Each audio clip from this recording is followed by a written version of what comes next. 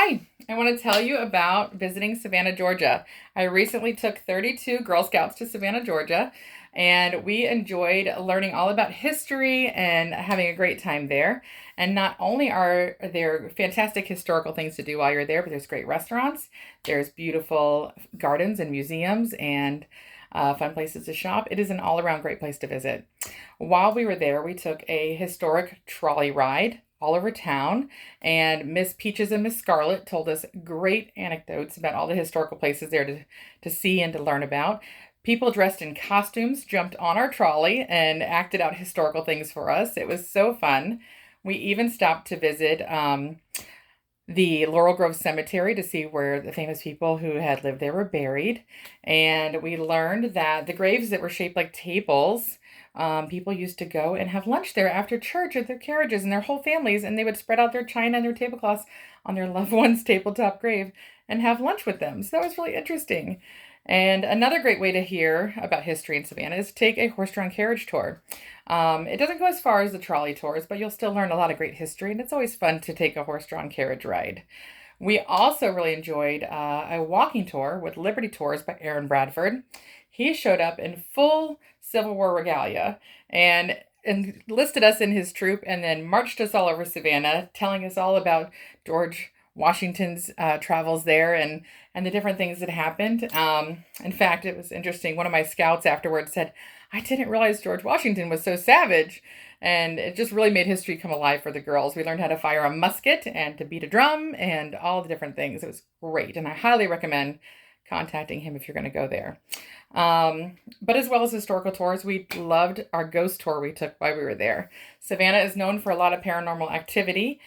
And there's many ways you can take ghost tours. You can learn about that in Walking with the Dead with Glenn Gentry.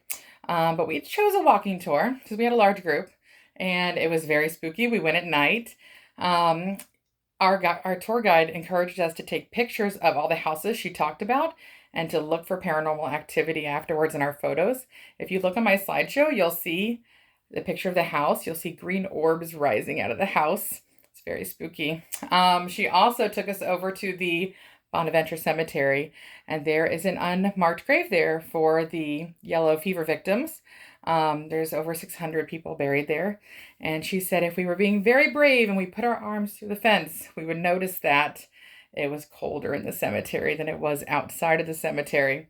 So we did, and it was colder. The girls also enjoyed looking for the ghost cat of Savannah in the warehouses nearby. We looked through all the windows to see the ghost cat. But I highly recommend taking a ghost tour if you're there. It's a fun way to learn more history and to see something a little spooky. Another great thing besides historical tours are restaurants in Savannah. We enjoy new restaurants and historical restaurants. One of our favorite new restaurants was Pop's Gourmet Popsicles. It is run by two guys who used to be corporate lawyers and they got tired of the rat race, so they decided to open a gourmet popsicle shop in their favorite town of Savannah. They have over 21 flavors for the 21 squares in Savannah. And when you think popsicles, you think something very simple probably, but they have stuff from blueberry cheesecake to honey and lime and kiwi and strawberry and 21 amazing flavors. I highly recommend it. We also enjoyed making our own pancakes at Funky Brunch Cafe right on the table. They have a griddle built into every table. That was so fun. But I really enjoy the historical restaurants. Pirate House was my favorite. It was founded in 1753 when it was a public house for pirates. The pirates dug tunnels under the house that went out to the bay, and they would use that for not only smuggling, but also conscription. There's a famous story of a Savannah police officer who went in for a drink after his shift and woke up later on a merchant marine bound for China, and it took him 2 years to get back to Savannah. And famously, the book Treasure Island by Robert Louis Stevenson features Pirate House in it. So it's really interesting. Lots of history there. And I highly recommend it. But the main reason we went to Savannah was because it is Mecca for Girl Scouts. Girl Scouts was founded in 1912 in Savannah by Juliet Gordon Low. And most Girl Scouts in the United States try to travel there at least once.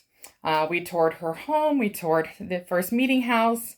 And there is Girl Scout stuff all over Savannah. In some of the squares, there are monuments and just all kinds of neat things for Girl Scouts. But we learned a lot about Juliet, and she was so fun.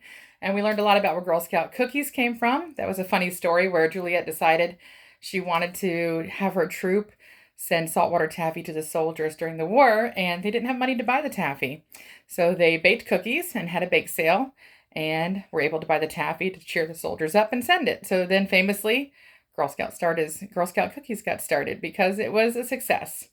Another famous service project she did was during women's suffrage and the right to vote. Women were told they could not vote if they brought their children with them. So the Girl Scouts and Juliet posted up out front of the voting office and said, "We'll watch your children while you go vote." And that made it a success. And that was another service project. The Girl Scouts became known for doing service projects and selling cookies and having a good time with their sisters.